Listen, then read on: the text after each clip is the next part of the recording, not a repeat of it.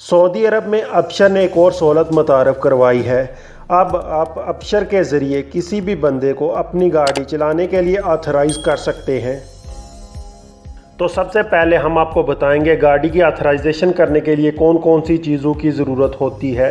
इनमें जो सबसे पहले है, गाड़ी का इस्तेमारा वैलिड होना चाहिए, गाड़ी की इंश्योरेंस वैलिड होनी चाहिए, जिस बंदे को आपने ऑथराइज़ करनी है उसका इकामा वैलिड होना चाहिए, उसका ड्राइविंग लाइसेंस वैलिड होना चाहिए, गाड़ी के ऊपर कोई भी अनपेड वायोलेशन नहीं होनी चाहिए।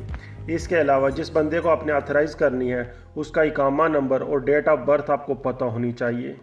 जिस बंदे को आपने ऑथराइज़ करनी है उसका अबशर अकाउंट होना चाहिए और वो मोबाइल नंबर एक्टिव होना चाहिए जो अबशर अकाउंट पर रजिस्टर्ड है, ताकि उसको OTP रिसीव हो सके।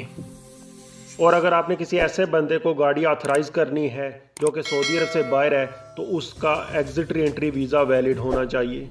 आपको बताएंगे गाड़ी को अबशर के थ्रू किस तरह ऑथराइज़ करना है। इसके लिए सबसे पहले आपको अपने अबशर अकाउंट में लॉगिन हो जाना है। उसके बाद व्हीकल्स टैब्स के नीचे से सर्विसेज पे क्लिक करना है। उसके बाद व्हीकल मैनेजमेंट सेलेक्ट करना है ऑप्शन में से। उसके बाद आपने उस व्हीकल को सिलेक्ट करना है जिसको आपने ऑथराइज़ करना है।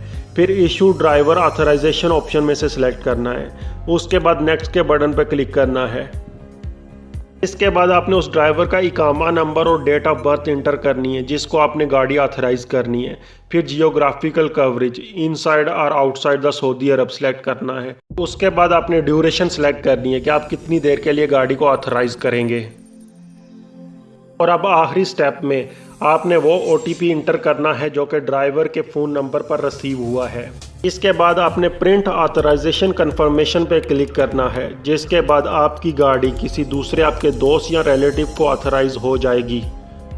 इसमें एक और बात यह है कि सऊदी अरब के अंदर आप किसी भी इकामा होल्डर को अपनी गाड़ी ऑथराइज़ कर सकते हैं, लेकिन सऊदी अरब से बाहर आप सिर्फ अपने फैमिली मेम्बर्स को ऑथराइज़ कर सकते हैं जिनका exit re entry visa valid होगा।